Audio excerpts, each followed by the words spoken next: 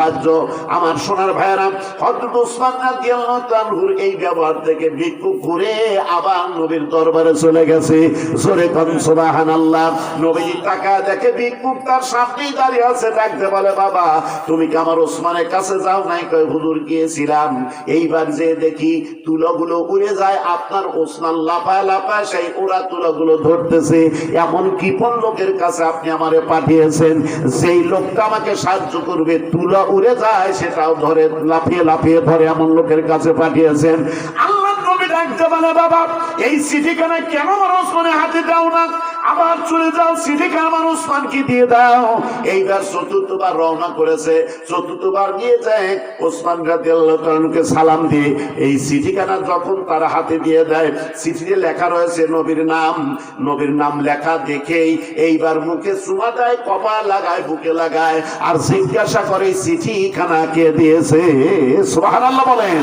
জিজ্ঞাসা করতেছে এই চিঠিখানা কে দিয়েছে? এই ভিক্ষুক বলেন রাহমাতাল লিল আলামিন, আখিরি জামানার নবী জনাবে মুহাম্মদ রাসূলুল্লাহ সাল্লাল্লাহু আলাইহি সাল্লাম দিয়েছে।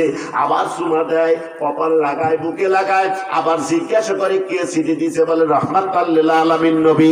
আবার চুমা দেয়, কপাল লাগায়, বুকে লাগায়, আবার জিজ্ঞাসা করে কে দিয়েছে এই চিঠিখানা? বলে রাহমাতাল লিল আলামিন। আবার চুমা দেয়, আবার কপাল লাগায়, বুকে লাগায়, এমনি করে আবার জিজ্ঞাসা করছে কে চিঠিখানা দিছে? তো রাগ হবে না?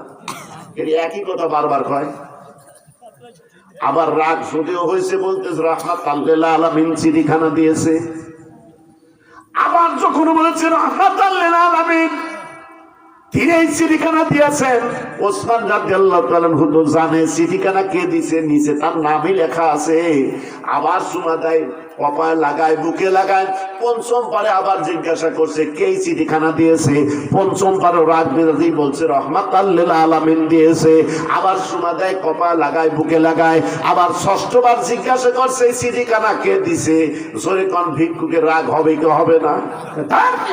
কার কাছে পাঠাইছে? বয়রা কানেও শোনে না, এক কথা বারবার জিজ্ঞাসা করে কিসের সাহায্য না? তুই মেয়ে চলে যা, সাহায্য নেব না। নবীর দরবারে আবার হাজির। সুবহানাল্লাহ বলে। কি বলো বাবা, তুমি এখনো এখানে দাঁড়িয়ে আছো, যাও নাই? কয় হুজুর গিয়েছিলাম, আপনার ওসমান যে এত বয়রা তা জানা ছিল না। কেন, কি হয়েছে বাবা? বলে এই চিঠিখানা যখন আপনার ওসমানের হাতে দিয়ে দিলাম, চিঠিখানা হাতে নিয়ে দেখার পরে একবার চুমা দেয়, একবার কপাল, একবার বুকে লাগায়, আর আমারে জিজ্ঞাসা করে কে এই চিঠিখানা দিয়েছে? আমি বলি রাহমাতাল লিল আলামিন। আবার চুমা দেয়, কপাল লাগায়, বুকে লাগায়, আবার বলে কে চিঠিখানা দিয়েছে? এমনি করে একবার নয়, দুইবার নয়, পাঁচবার জিজ্ঞাসা করেছে।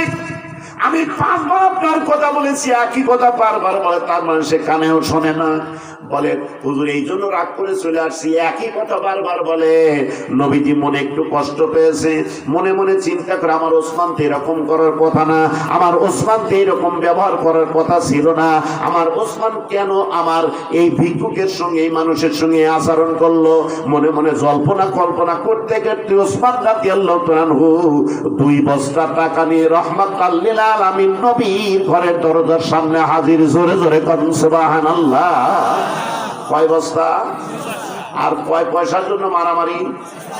25 পয়সার জন্য। আর 2 বস্তা টাকা নিয়েছে। সুবহানাল্লাহ বলে। সম্পদ কোত্থেকে আসে? 2 বস্তা টাকা নিয়েছে। আল্লাহর নবী এমন ওসমান 3 দিন অনাহারে ভিক্ষুক, এই মানুষটাকে আমি তোমার কাছে